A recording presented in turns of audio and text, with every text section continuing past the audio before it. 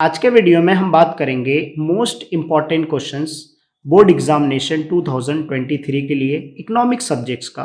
और ये वीडियो का पार्ट 4 है। इसके पहले मैंने first, second, third part already बना दिया है। अगर आपने नहीं देखा है तो वीडियो का प्लेलिस्ट का लिंक आपको डिस्क्रिप्शन में मिल जाएगा, वीडियो के नीचे यहाँ पे आई बटन में ऐड कर दूंगा, वो आप देख लीजिए। फिर उसके बाद ये वीडियो कंटिन्यू कीजिए तो आपको और अच्छे से डिटेल में समझ में आएगा कि मैं किस एनालिसिस के बेस पे ये मोस्ट इंपॉर्टेंट क्वेश्चंस निकाला है और वो इम्पोर्टेंस क्यों है। ठीक है, चलो अब हम लोग डिस्कस करते हैं। आज के वीडियो में हम स्पेसिफिकली क्वेश्चन नंबर 3 का डिस्कस करेंगे। इसमें मैं आपको कुछ क्वेश्चंस ऑलरेडी यहाँ पे स्क्रीन पे दिख रहा है, आपको ऑलरेडी कुछ क्वेश्चंस मैं प्रोवाइड करूँगा और साथ में आपको ये भी बताऊँगा कि क्वेश्चन नंबर 3 जो है उस कौन से चैप्टर से क्वेश्चन नंबर 3 का क्वेश्चन पूछा जा सकता है। और सबसे मेन इंपॉर्टेंट ये होता है कि भाई क्वेश्चन नंबर 3 में कितने क्वेश्चंस पूछेगा और कितना अपने को अटेम्प्ट करना है। तो यहाँ पे मैंने लिख के रखा है टोटल 5 क्वेश्चन पूछेगा, अटेम्प्ट कितना करना है, 3 अटेम्प्ट करना है। मतलब 3 क्वेश्चन आपको लिखना रहेगा और एक क्वेश्चन 4 मार्क्स रहेगा, तो टोटल 12 मार्क्स हो गया। और क्वेश्चन नंबर 3 जो है, अगर आपको 12 मार्क्स इजिली स्कोर करना चाहते हैं तो ये जो मैंने क्वेश्चंस लिख के रखे हैं, देखिए माइक्रो इकोनॉमिक्स और मैक्रो इकोनॉमिक्स का तो आपको पूरा फर्स्ट चैप्टर पढ़ना है। मोस्ट प्रोबेबली जो है इसके फीचर्स है और इसके इम्पोर्टेंस है।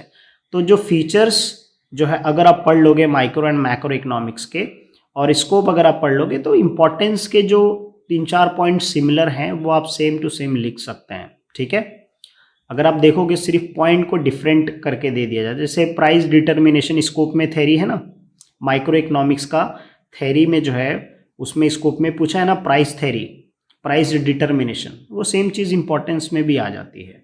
ठीक है, स्लाइसिंग मेथड, ठीक है, स्टडी करने का, तो वो फीचर्स में आ जाता है, तो उसमें भी आप इंपॉर्टेंस में भी लिख सकते हो। ठीक है, इसका मार्केट स्ट्रक्चर के बारे में स्टडी करता है, तो वो भी आप इंपॉर्टेंस में लिख सकते हो।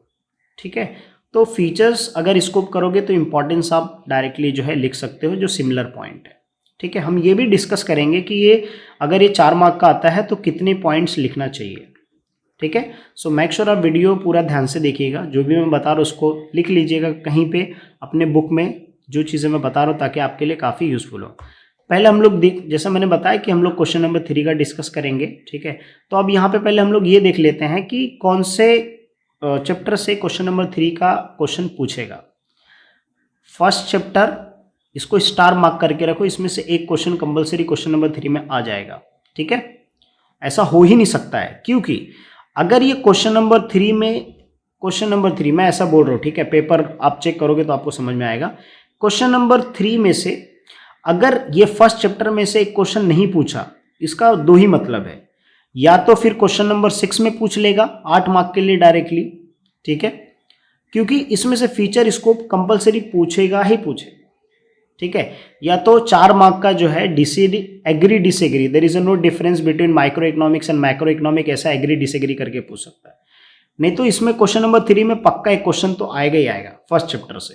ठीक है, और बाकी जैसे मैंने बताया था लॉन्ग आंसर्स के लिए, क्वेश्चन नंबर 6 के लिए मैंने बताया था ये वाला चैप्टर, क्वेश्चन नंबर 6 के लिए चैप्टर बताया था, क्वेश्चन नंबर 6 के लिए बताया था, ये क्वेश्चन नंबर 6 के लिए बताया था, ये भी मैंने क्वेश्चन नंबर 6 के लिए बताया था, बट मेजरली मैंने ये इस पे फोकस, तीनों पे बताया था फोकस करने। तो अगर आप ये तीनों चैप्टर कर लोगे लॉन्ग आंसर्स के लिए, तो शॉर्ट आंसर भी इस चैप्टर से आ सकता है क्वेश्चन नंबर 3 में। ठीक है, तो ये फर्स्ट चैप्टर आपने कर लिया। ठीक है, तो आपने ऑलरेडी थर्ड तो ए कर ही लिया, थर्ड भी तो ऑलरेडी कर ही लिया आपने। ठीक है, तो ये 5th वाला चैप्टर्स, ये 4th वाला चैप्टर आप कर सकते हो। ठीक है, इसमें से एक क्वेश्चन उठा लेगा यहाँ से क्वेश्चन नंबर 3 में, और तीसरा जो बचता है आई गेस यहाँ से मनी मार्केट से ले सकता है क्वेश्चन। तो ये फर्स्ट, 4th और 9th, ये अगर आप कर लोगे तो आपका क्वेश्चन नंबर 3 में से 3 क्वेश्चन आराम से कवर हो जाएगा। अब ये 3 चैप्टर है, बाकी का अगर ये लॉन्ग आंसर्स के लिए अगर आप करोगे, 3A एंड B कर रहे हो आप ऑलरेडी, ठीक है, नेशनल इनकम भी ऑलरेडी आप कर रहे हो, तो ऑलमोस्ट जो है इसमें से आपके 3 क्वेश्चन ईजिली कवर हो जाएंगे। तो इसके लिए मैंने बोला कि जो मैंने फर्स्ट सीरीज में, फर्स्ट वीडियो में बताया था, वो क्वेश्चन नंबर 6 के लिए बताया था। तो आपने 7 चैप्टर्स, 8 चैप्टर और 3rd A और 3rd B कर लिया, मतलब आपने क्वेश्चन नंबर 3 का एक क्वेश्चन भी कर लिया, साथ में क्वेश्चन नंबर 6 का भी जो है एक क्वेश्चन, मतलब उसका भी अटेम्प्ट कर लिया। तो लॉन्ग आंसर पढ़ोगे तो शॉर्ट आंसर के लिए भी जो है एलिजिबल हो जाओगे, मतलब वो उसमें से भी क्वेश्चन आ जाएगा। राइट। तो आई होप कि आपको समझ में आ रहा है कि क्वेश्चन नंबर 3 कौन कौन से चैप्टर्स करना है। देखो ये फर्स्ट चैप्टर, फिर उसके बाद जैसे मैंने बताया ये फोर्थ चैप्टर, फिफ्थ चैप्टर भी आप कर सकते हो, कोई प्रॉब्लम नहीं है। लेकिन दिक्कत क्या है फिफ्थ चैप्टर में, फिफ्थ चैप्टर बहुत ईजी है, बहुत ईजी है, ठीक है।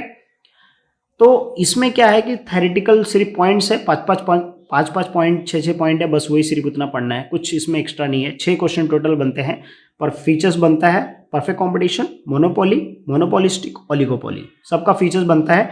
एक टाइप्स ऑफ मोनोपोली है और एक प्राइस डिटर्मिनेशन है।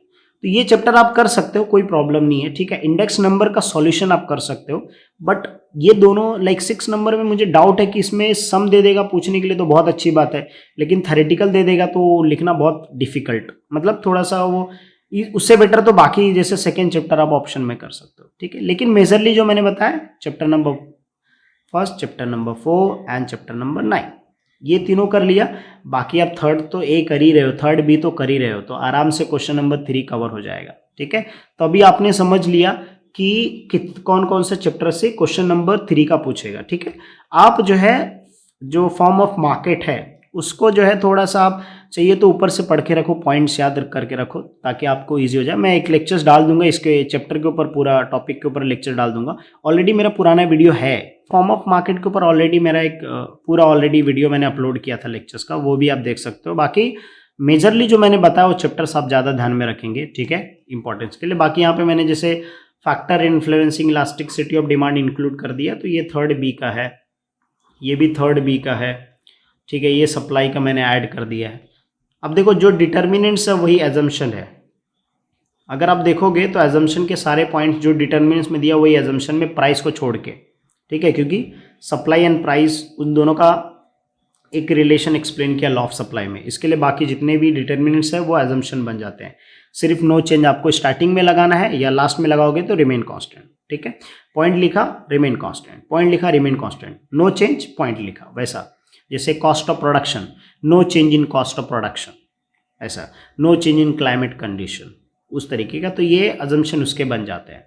तो ये कुछ इंपॉर्टेंट क्वेश्चन मैंने सर समझाने के लिए आपको बताया। बाकी का आपको कौन सा चैप्टर करना है, फर्स्ट चैप्टर आपको करना है, फिर उसके बाद कौन सा चैप्टर करना है, फोर्थ चैप्टर आपको करना है। फोर्थ चैप्टर्स करने के बाद जो है आपको 9th चैप्टर करना है। उसके अलावा आप जो है थर्ड ए और थर्ड बी, ये ऑलरेडी लॉन्ग आंसर्स के लिए करोगे तो आपको ये चैप्टर तो छोड़ने नहीं है, ये चैप्टर आप कर लोगे तो इसमें से जो है आराम से आपके क्वेश्चन नंबर 3 के 3 क्वेश्चंस कवर हो जाएंगे। अब बात आती है कि सर कितना पॉइंट्स लिखना चाहिए। देखो जब भी आप क्वेश्चन नंबर 4 लिख रहे हो तो ये कितने मार्क का है, 4 मार्क का है। मतलब आप ऐसा अज्यूम करके चलो कि मिनिमम आपका 5 पॉइंट होना चाहिए, मैक्सिमम 6 पॉइंट होना चाहिए, ठीक है।